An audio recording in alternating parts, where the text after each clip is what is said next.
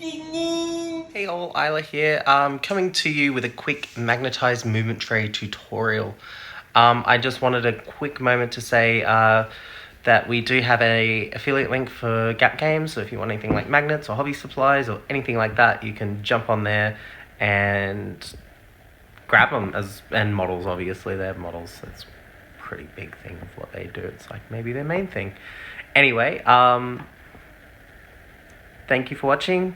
Hope you enjoy. Like and subscribe if you found it useful, and comment down below. Just be friends. Hey all, it's Isla here. I'm coming to you today with a very quick Warhammer the Old World DIY magnetized movement tray video. You can use this to magnetize your models and make your own movement trays without having to spend $70 on Games Workshop trays, which can be a hassle. These are also nice because they're fitting to the line, the outprint of your base line. So here's one I prepared earlier. I haven't sprayed it yet. So all the models will go on here. And then this is, I believe it's 4mm MDMF. So you've got plenty of room to, when it's on the table, go pick your models up, move your base and wheel and do all of that, and move them into combat obviously as well. Supplies you'll need for this build, you need this MDF. I'm not sure what the thickness is. It's either 3 or 4mm. I've got this from work. It's some old packaging that we no longer required, so I filled out the necessary paperwork to take it home, and I have taken it home and I am now using it for hobby projects. I actually got a ton of these sheets at the time, and yeah, they've suited well, because otherwise it would have just been thrown away, and they would have done their best to recycle it if they could have, but they're also happy to let us take it home. So where are we? What supplies? So we need some MDMF. So between 3 and 5mm, whatever suits you more. If you go higher, the higher your models are going to sit off the table. Next, we need a knife to score and a pen to mark. Rare earth magnets. These go on the miniatures themselves. Some super glue. I got some P-plates because we're going to use super glue to glue it down. I didn't need to get the more expensive magnetic sheeting from the craft shop.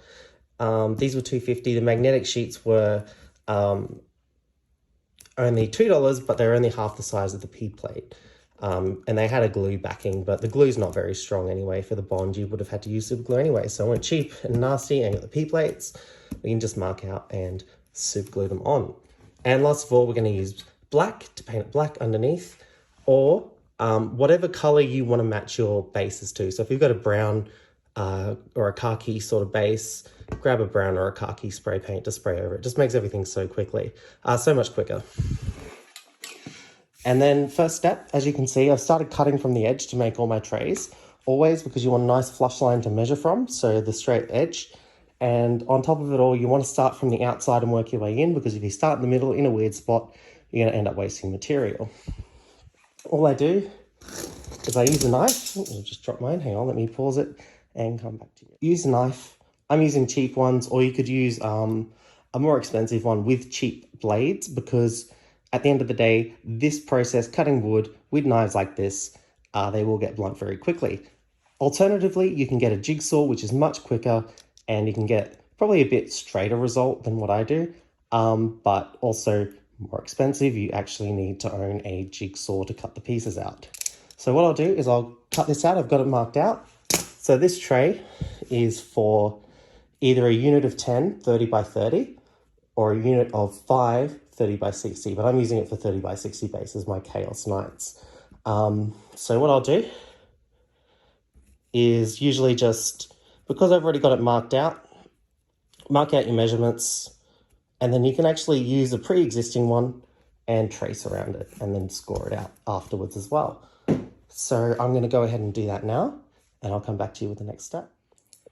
Okay, now that we have our piece all cut out, I'm going to go inside where it's a bit cooler, and we're going to go on with the next step, which is magnetizing the tray, and then we'll move on to magnetizing the models, and then finally we'll go on to like painting and spraying the tray and sort of the final result.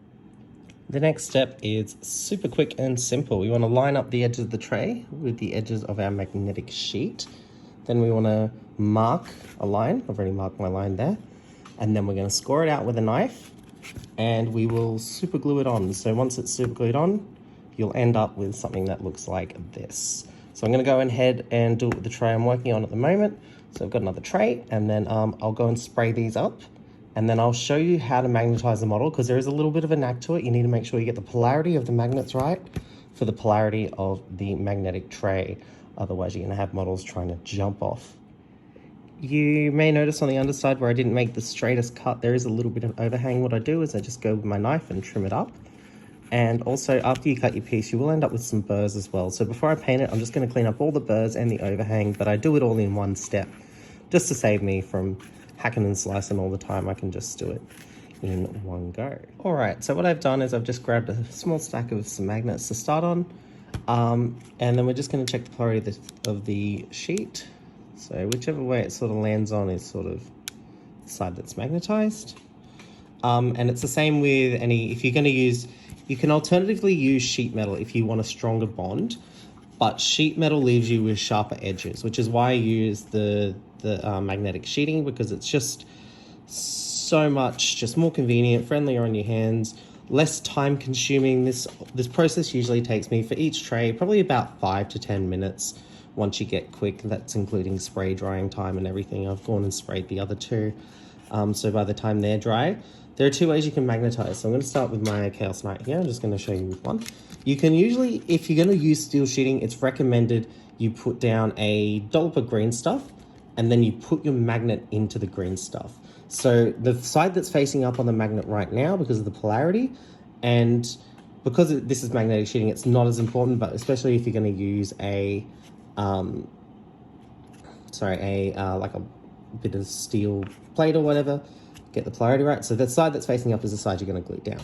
Then you put a dot of green stuff on the base. If you want a more secure bond, you put your magnet in, then you add a drop of super glue, you let it dry for 4 or 5 hours, however long green stuff takes to dry, depending on your area obviously, and weather conditions, all that plays a part of it. And once it's dry, then you can start messing around with it. So as you can see, it's not going to go really anywhere. I can tap it pretty hard. They're not going to go. So one magnet will definitely hold this whole model. You will be able to tip it up to about 45 degrees before the weight of the combined model starts pushing them down off the tray. So I'm going to go and glue these 5 knights on, and then I'll show you how they stick, and then I'll bring in the painted ones and show you the final results. Okay, so here's my unit of Chaos Knights all magnetized up.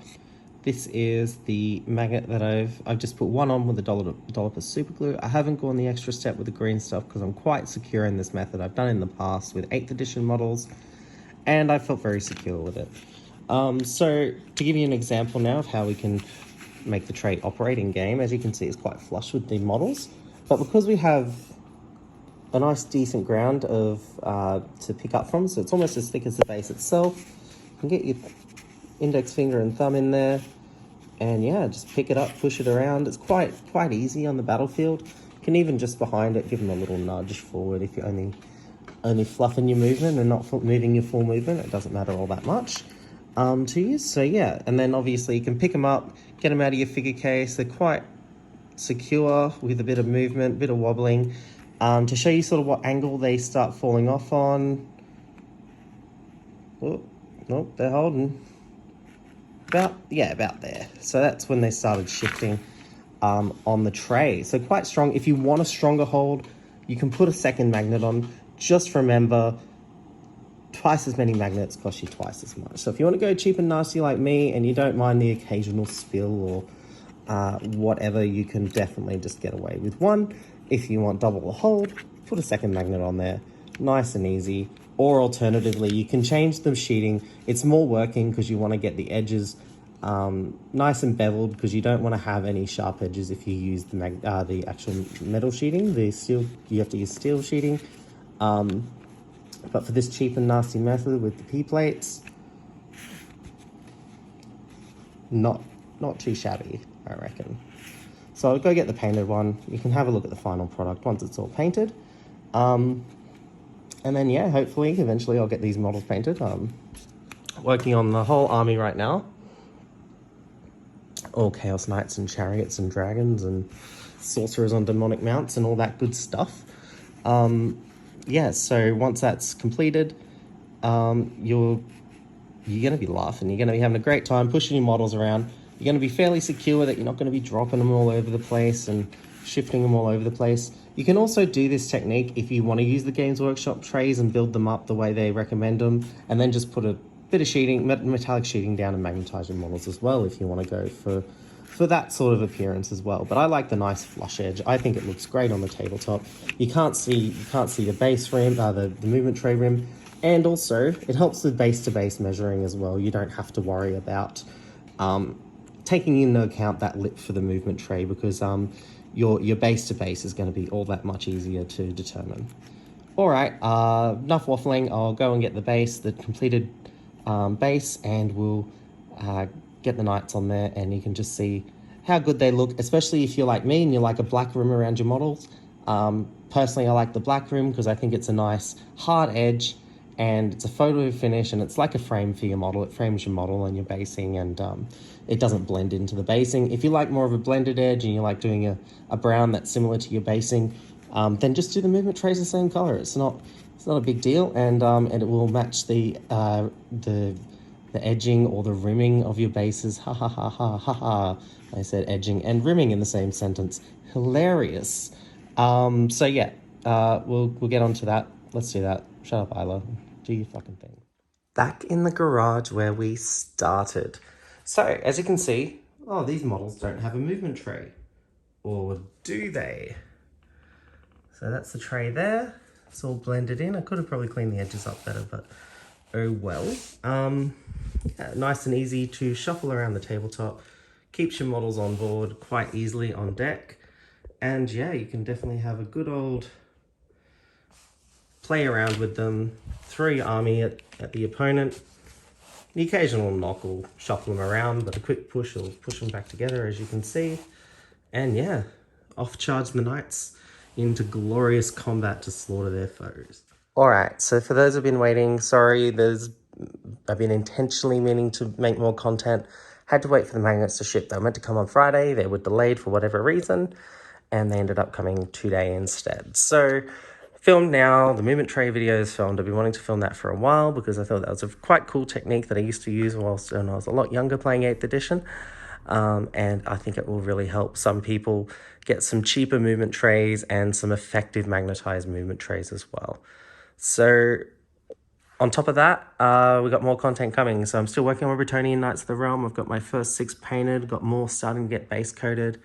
I've got my Chaos Army I'm currently working on as well. I'm getting all the base coats down on that.